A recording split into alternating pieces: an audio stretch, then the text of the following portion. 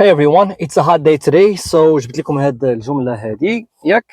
إلا جاوبتي على هاد الجملة، إلا جاوبتي عليها قبل ما تشوف الإجابة اللي غنعطيك، عرف راسك أنك ما عندكش مشكل في هاد الدرس هذا في الوطني إن شاء الله ياك. إذا غادي ننطلقوا على بركة الله. Rewrite the following sentence as suggested. هاد السؤال غتلقاوه في البكالوريا في لا سيكسيون ديال language في اللغة ياك. غتلقى where are you going? He asked. alright. وغتلقى موراها البدايه ديال الجمله he asked me.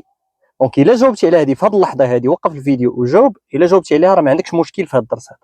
اذا كنسطروا على where وعندنا are you going. اذا هذا الفيرب وعندي هذا WH word كنحتفظ بها. so he asked me where. كنخليها الا كانت عندي WH كنخليها where I بيان سور. هنا you كتولي I.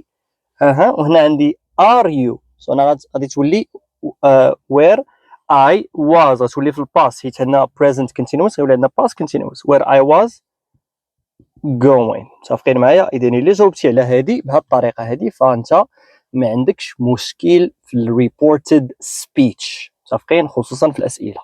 ولكن إلا جاوبتي عليه راه عندك إلمام تام بجميع يعني بجميع statements questions commands functions اللي كيتحولوا في هذا الدرس هذا. إلى اللقاء.